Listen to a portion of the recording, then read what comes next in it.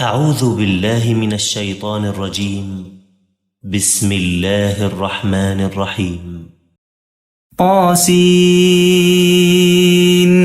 تلك آيات القرآن وكتاب مبين هدى وبشرى للمؤمنين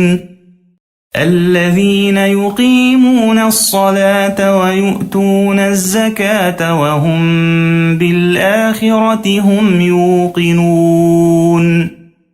إن الذين لا يؤمنون بالآخرة زينا لهم أعمالهم فهم يعمهون. أولئك الذين لهم سوء العذاب وهم في الآخرة هم الأخسرون. وإنك لتلقى القرآن من لدن حكيم عليم. إذ قال موسى لأهله إني آنست نارا سآتيكم منها بخبر أو آتيكم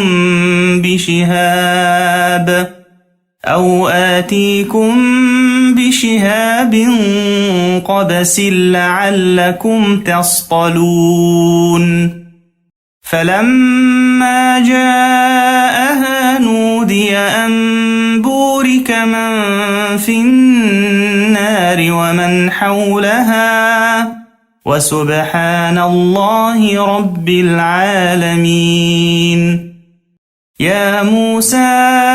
إنه أنا الله العزيز الحكيم. وألق عصاك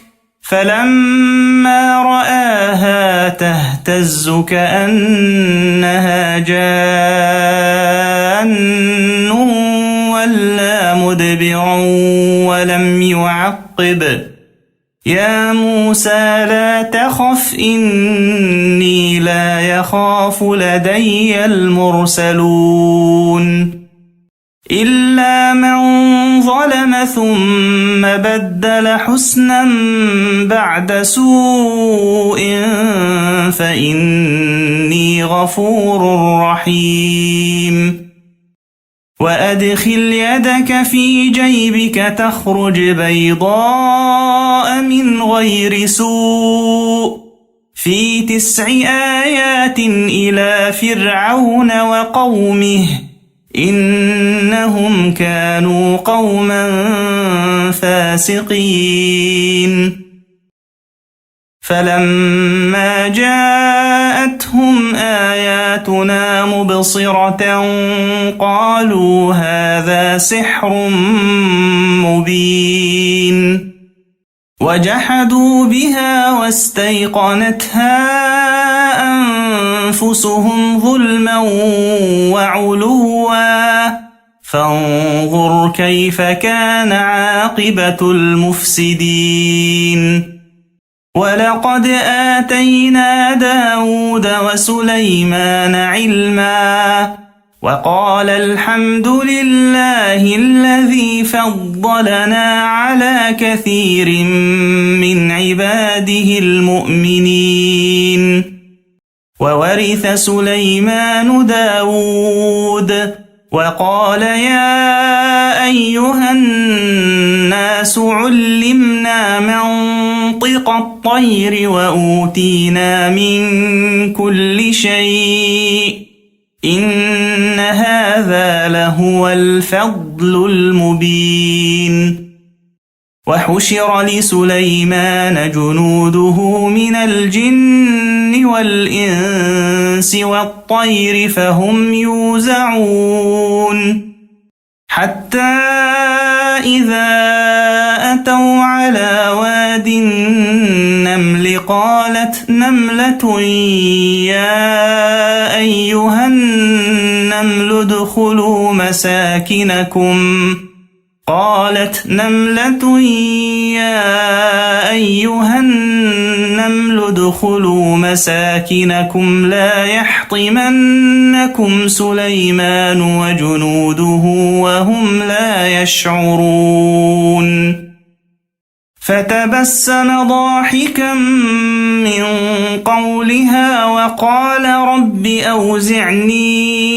أن أشكر نعمتك التي أنعمت علي وعلى والدي وأن أعمل صالحا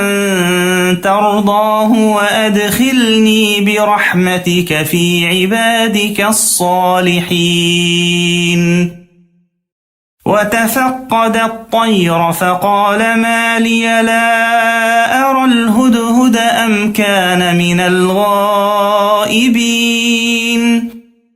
لأعذبنه عذابا شديدا أو لأذبحنه أو ليأتيني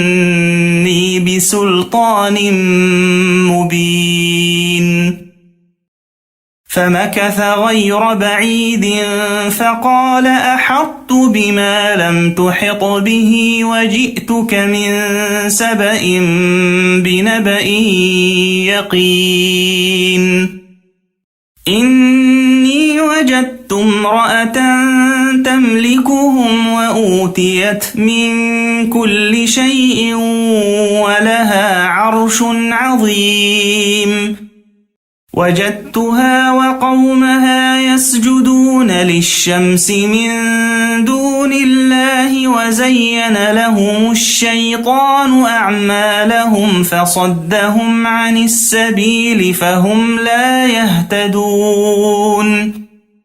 ألا يسجدوا لله الذي يخرج الخبأ في السماوات والأرض ويعلم ما تخفون وما تعلنون الله لا إله إلا هو رب العرش العظيم قال سننظر أصدقت أم كنت من الكاذبين اذهب بكتابي هذا فألقه إليهم ثم تول عنهم فانظر ماذا يرجعون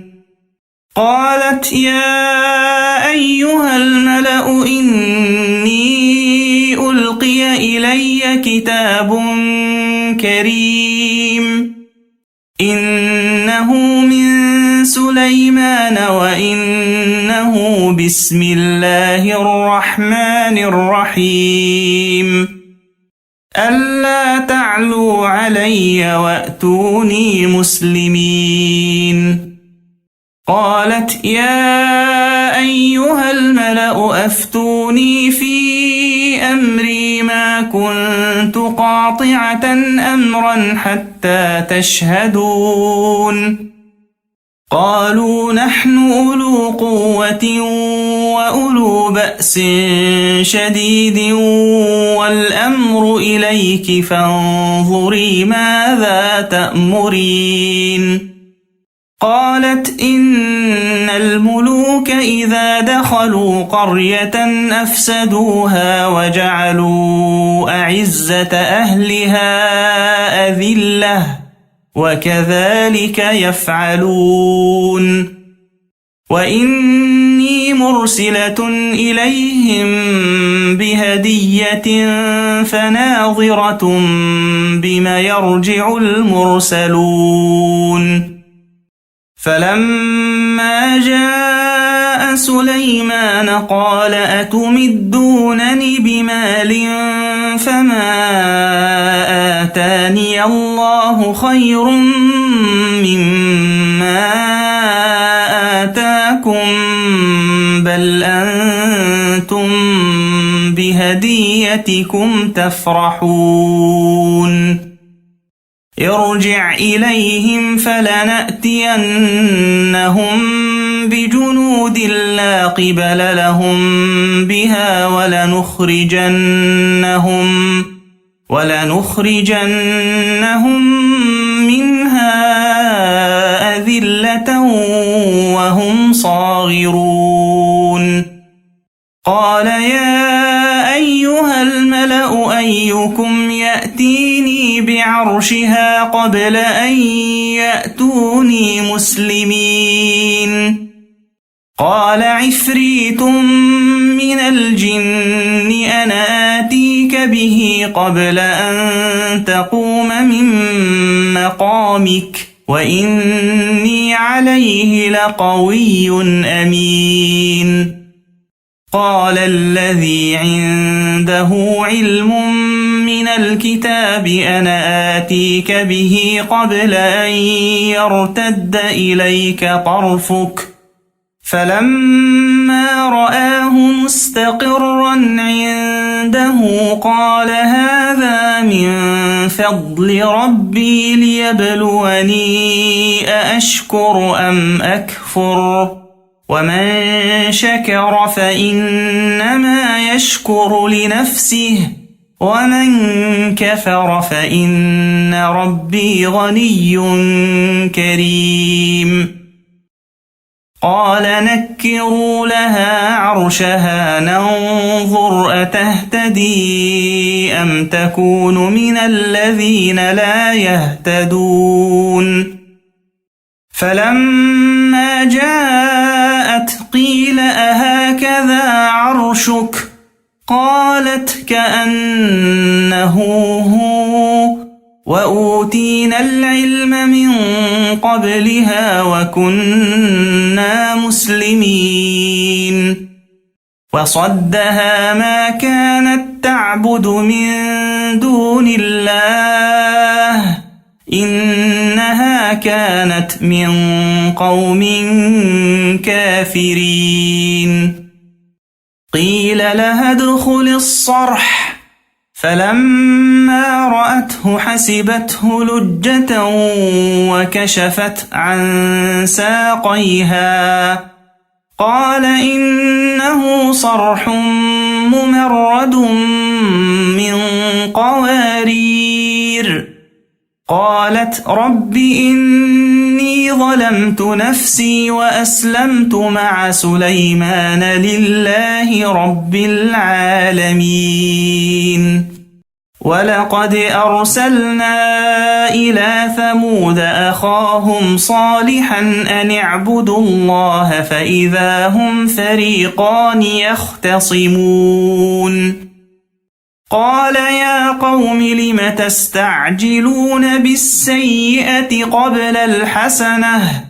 لولا تستغفرون الله لعلكم ترحمون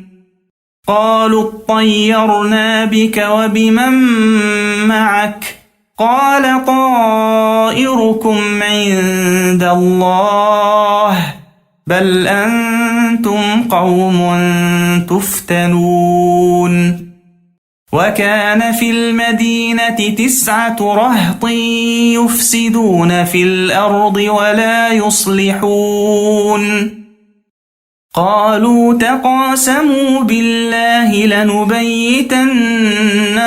وأهله ثم لنقولن لوليه ما شهدنا مهلك أهله وإنا لصادقون ومكروا مكرا ومكرنا مكرا وهم لا يشعرون فانظر كيف كان عاقبة مكرهم أنا دمرناهم وقومهم أجمعين فتلك بيوتهم خاوية بما ظلموا إن في ذلك لآية لقوم يعلمون وأنجينا الذين آمنوا وكانوا يتقون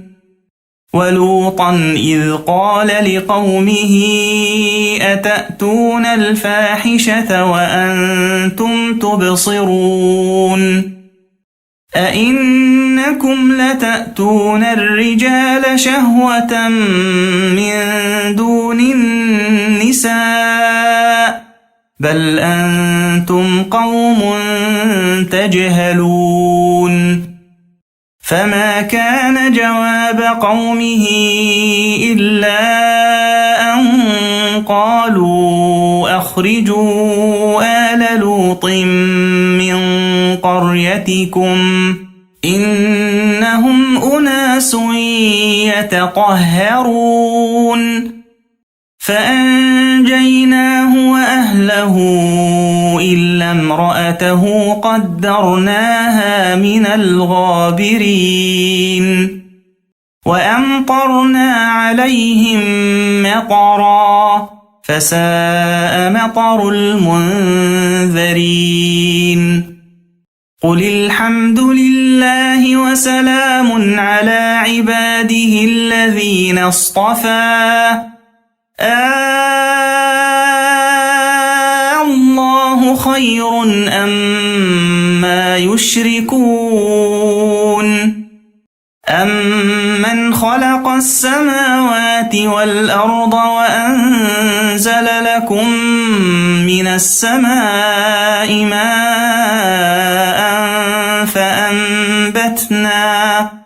فأنبتنا به حدائق ذات بهجة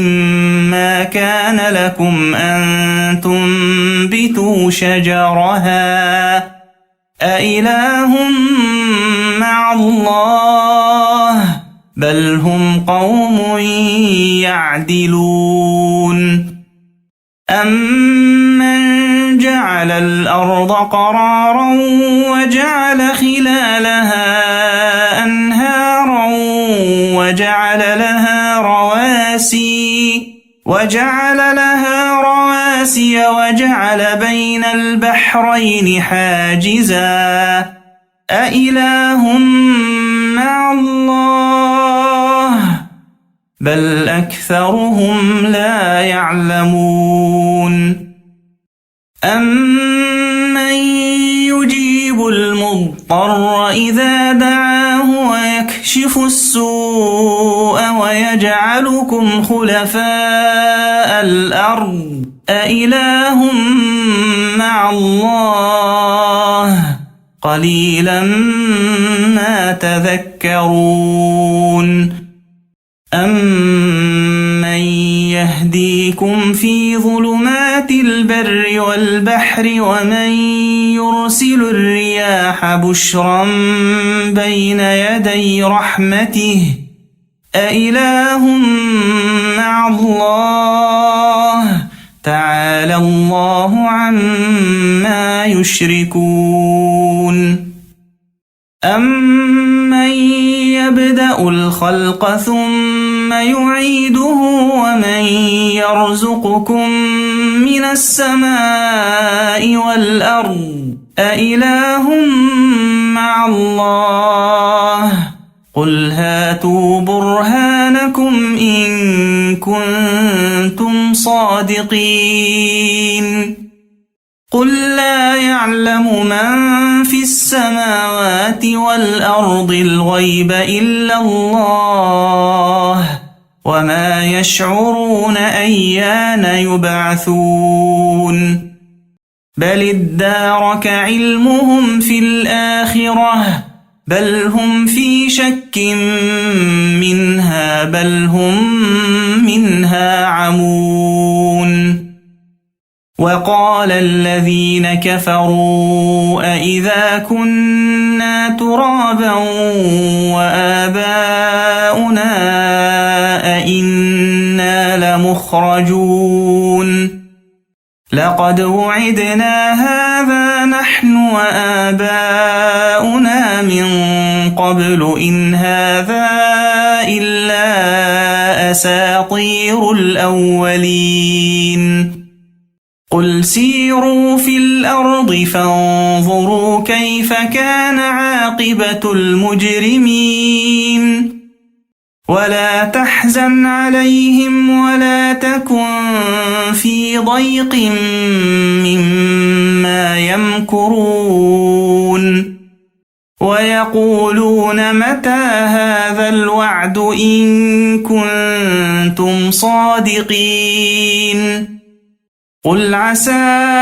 أن يكون ردف لكم بعض الذي تستعجلون وإن ربك لذو فضل على الناس ولكن أكثرهم لا يشكرون وإن ربك ليعلم ما تكن صدورهم وما يعلنون وما من غائبة في السماء والأرض إلا في كتاب مبين إن هذا القرآن يقص على بني إسرائيل أكثر الذي هم فيه يختلفون وإنه لهدى ورحمة للمؤمنين إن ربك يقضي بينهم بحكمه وهو العزيز العليم فتوكل على الله إنك على الحق المبين إنك لا تسمع الموتى ولا تسمع الصم الدعاء إذا ولوا مدبرين وما أنت بهاد العمي عن ضلالتهم إن تسمع إلا من يؤمن بآياتنا فهم مسلمون وإذا وقع القول عليهم أخرجنا لهم دابة من الأرض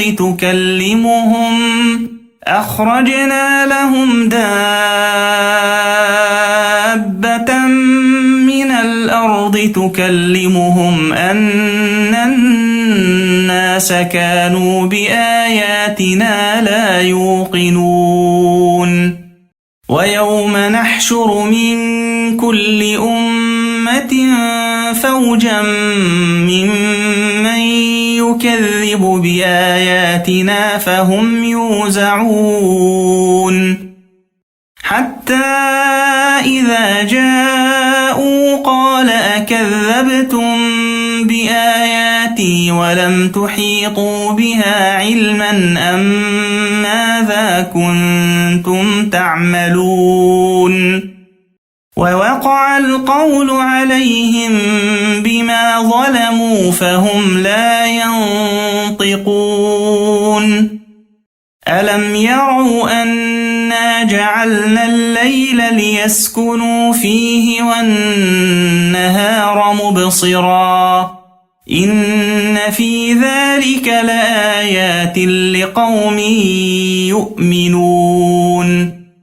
ويوم ينفخ في الصور ففزع من في السماوات ومن في الأرض إلا من شاء الله وكل أتوه داخرين وترى الجبال تحسبها جامدة وهي تمر مر السحاب صنع الله الذي أتقن كل شيء إنه خبير بما تفعلون من جاء بالحسنة فله خير منها وهم من فزع يومئذ آمنون ومن جاء بالسيئة فكبت وجوههم في النار هل تجزون إلا ما كنتم تعملون إنما أمرت أن أعبد رب هذه البلدة الذي حرمها وله كل شيء وأمرت أن أكون من المسلمين وأن أتلو القرآن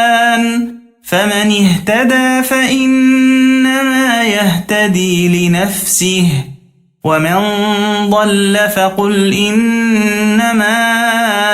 أنا من المنذرين وقل الحمد لله سيريكم آياته فتعرفونها وما ربك بغافل عما تعملون